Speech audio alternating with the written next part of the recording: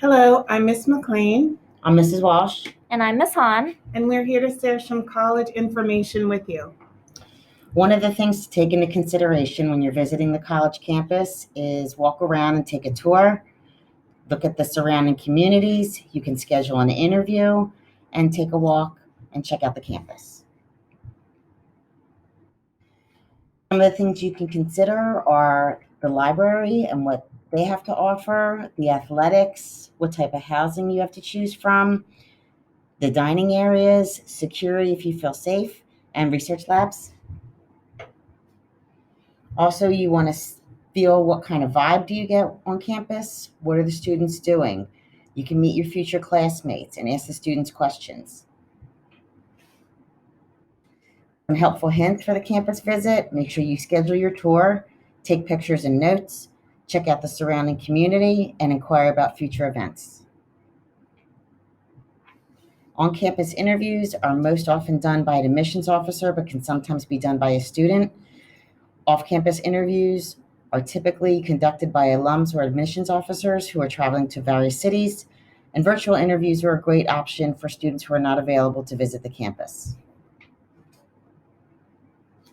Make sure you come prepared and have intelligent questions. Do not repeat what was already on your transcripts or resume. Be yourself and be authentic. Dress appropriate, be present and engaged. Okay, so the resume is an opportunity for a student to describe their extracurricular involvement and awards. You can use the student's resume builder on Naviance to help build your resume. You can start adding in any extracurricular activities that your child may have been involved in the 4 years, any work experience or awards that your student may have been given throughout the 4 years of high school. Some tips for the resume is to keep the resume to one page if possible. Only include activities from high school, not middle school, and to please use an inoffensive email address. And we do suggest that if students don't already have a professional email address, something with their name in it, not their favorite cartoon character, for example, we do highly suggest that they make a new email address for the purpose of applying to colleges. And another thing is to be honest on the resume. So you can start by taking time to think about what you have gotten involved with during your years in high school. Think about what you've accomplished. And ask a family member who knows you well to sit with you and chronicle your academic and extracurricular career. Okay, the next section I'm going to discuss is the college essay. The college essay is a good opportunity for students to tell college admissions officers something about themselves that might not be evident from reading the application. Colleges want students to be creative. They do want students, from a wide variety of backgrounds and a wide variety of interests and experiences. So make sure that you be authentic in your essay. Make sure that you focus on writing about you, your qualifications, and how prepared you are to succeed in colleges. They may ask you hypothetical questions for you to answer. Do not get bogged down with hypotheticals. Just answer what they're asking of you. Another essay colleges may want you to write is something based off of an experience. So they want you to be able to pick an experience that is meaningful for you. For example, of living abroad, creating something that you've invented, maybe your family's culture, how it has shaped your worldview. So based off of any experiences that you would like to write about. Another question is always seems to be why, that particular college, why that particular school, so that the institution will be able to understand maybe if that's a right fit for you. So highlight specific aspects about the university relevant to your students' academic and professional goals, and make a case for why you need to be at that school specifically, that particular university or college. Standardized tests can play a crucial role in giving your child a boost in the college admissions process, as well as put them on track for merit aid. Every school in the United States will either accept either SAT or ACT scores, so it really comes down to your child's personal preference for the test format. It might be wise to sit with your child and see which test that they would do better on and which format that they would prefer. So the SAT, the total length is going to be 3 hours, and they have 4 options per question for their answer choices. There is no penalty for guessing incorrectly. And how the sections are broken down on the SATs is that the reading section is going to be 65 minutes with 52 questions. The writing and language section is 35 minutes with 44 questions.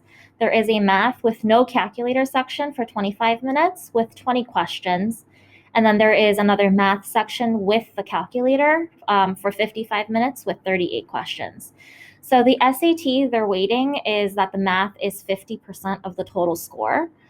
And the essay is optional, but starting after the June 2021 SAT, the essays will be discontinued. So that will no longer be an option. So for the SATs, it is more math-based than the ACT. The ACTs is about 2 hours and 55 minutes long. Unlike the SATs, the ACT does have 5 responses per question. There is no penalty for guessing incorrectly, and the ACT is broken up into English for 45 minutes with 75 questions, a math section for 60 minutes with 60 questions, a reading section for 35 minutes with 40 questions, and a science section for 35 minutes with 40 questions. So the ACT does have their math section as 25% of the total score. And the essay is optional, but it is recommended to do the essay part as well. So the key differences between the SAT and the ACT is that the ACT is more of a sprint. So it does offer less time for each question, and it has 5 options per question. The ACT also has a science section, while the SAT weaves science into some of its other questions, but it does not have their own science section.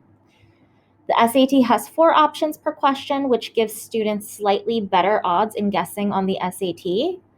And the SAT has 2 math sections, one which requires students to complete without a calculator. So again, it really does come down to your students' preference. So the next section we're going to talk about are letters of recommendations. Colleges will typically ask for teacher letters of recommendation. Make sure you look to see how many letters of recommendation the school requires. Some require 1, others may require 2. Start thinking about the teachers you would like to write a letter of recommendation for your child. Make sure that it's a teacher that the student has had a good experience with and you feel will write a strong recommendation letter for your student.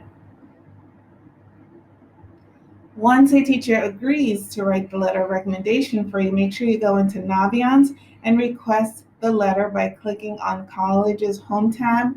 Scroll down to see letters of recommendation. And that's an example of where you would find the letters of recommendation on Naviance. In the Apply to College section, make sure you click on it. It will take you to the next screen, which is Add Request. You're going to search to find the teacher's name. So every teacher who works at East and coaches will be listed in the Naviance portal. Select the teacher from the drop-down menu. Select which specific college you would like the letter to go to, or you can select to go to all colleges. Add a personal note just to say thank you for agreeing to write my letter of recommendation, and make sure you click Submit Request.